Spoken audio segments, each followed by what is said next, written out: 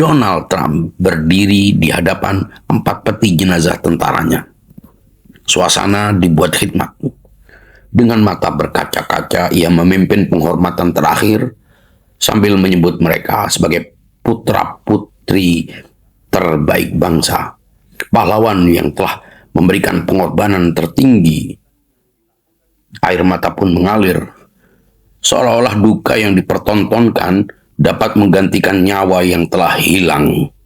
Namun, yang berbaring di dalam peti-peti itu bukan korban bencana alam, melainkan korban dari pilihan-pilihan politik yang selama bertahun-tahun mempertahankan logika dominasi dan penggunaan kekuatan militer sebagai instrumen utama untuk menindas dan memaksa serta mengintervensi negara lain. Perang selalu punya akuntan sendiri. Ia menghitung mayat dengan raca yang timpang sejak awal, lalu menyebut hasilnya keseimbangan. 4 tentara tewas di pangkalan. 78 siswi tewas di ruang kelas. Di atas kertas propaganda, keduanya ditimbang setara. Di atas kenyataan, satu pihak memilih resiko dan pihak lain hanya memilih untuk hidup 1 hari lagi. Prajurit-prajurit itu berdiri di pangkalan yang menjadi pusat agresi militer. Mereka tahu kemana melangkah ketika mengenakan seragam. Mereka tahu pangkalan itu bukan tempat netral, bukan taman kanak-kanak, bukan rumah sakit bersalin. Mereka tahu bahwa pangkalan militer adalah simpul dari mesin yang menembakkan, mengarahkan, dan merencanakan agresi militer. Kematian di sana bukanlah takdir buta. Kematian di sana adalah konsekuensi dari sebuah pilihan yang diambil dengan mata terbuka, di bawah sumpah, di bawah gaji, di bawah komando. Siswi-siswi sekolah dasar tak pernah bersumpah pada apapun kecuali pada guru yang menyuruh mereka duduk tegak dan mendengarkan pelajaran. Mereka tidak tahu koordinat. Mereka tidak tahu doktrin. Mereka tidak tahu bahwa langit di atas kelasnya telah lama dipetakan oleh orang-orang yang tak pernah mengenal nama mereka. Rudal yang jatuh tak bertanya apakah mereka sudah hafal perkalian, apakah mereka sudah menyelesaikan kerjaan rumah, apakah mereka punya cita-cita menjadi dokter atau guru. Rudal hanya bertanya satu hal, apakah koordinat ini menguntungkan strategi agresi militer Amerika? Dan kelasnya menjawab ya, tanpa pernah ditanya. Disinilah air mata di depan 4 peti jenazah bertemu dengan kebungkaman di depan puluhan keranda kecil.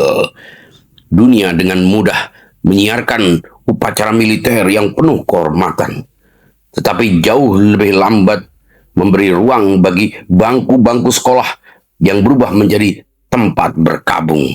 Duka menjadi sangat lantang ketika yang gugur mengenakan seragam. Duka menjadi sangat pelan ketika yang gugur masih mengenakan seragam sekolah. Disinilah ironi mengambil bentuk paling telanjang. Dunia yang gemar berbicara tentang keseimbangan justru paling piawai menyembunyikan ketimpangan di baliknya. 4 prajurit disebut korban perang, 78 siswi disebut korban perang. Bahasa yang sama dipakai untuk 2 nasib yang tidak pernah setara. Bahasa di tangan yang licik adalah alat pemerataan paksa atas apa yang sejatinya timpang secara moral. Seorang prajurit yang gugur di garis depan operasi militer berhak dikenang oleh keluarganya dan berhak ditangisi. Tetapi ia tak dapat begitu saja disetarakan dengan seorang anak yang bahkan belum sempat memilih apapun dalam hidupnya selain warna pensil yang ia pegang pagi itu. Kesetaraan yang dipaksakan oleh angka kematian adalah kebohongan aritmatika yang paling berbahaya, karena ia menyembunyikan pertanyaan yang justru harus diajukan: siapa yang memilih perang dan siapa yang hanya kebetulan berada di jalur pilihannya. Epos bukan tentang siapa yang gugur paling banyak. Epos adalah tentang siapa yang tak pernah diberi pilihan sama sekali dan tetap dibebani dengan harga tertinggi.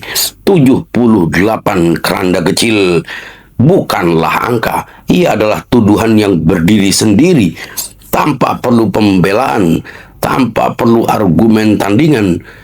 Karena kepolosan tidak membutuhkan pengacara. Mungkin sejarah akan mencatat pangkalan ini akan dikenang sebagai sasaran militer.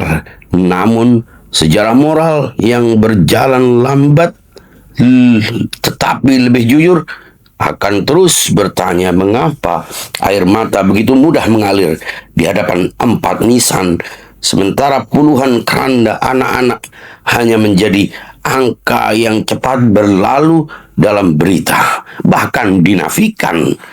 Disitulah perang agresi militer Amerika memperlihatkan wajahnya yang paling telanjang dan buas. Bukan hanya tentang siapa yang mati, melainkan tentang siapa yang kematiannya dianggap lebih layak untuk ditangisi. Refresh your mind.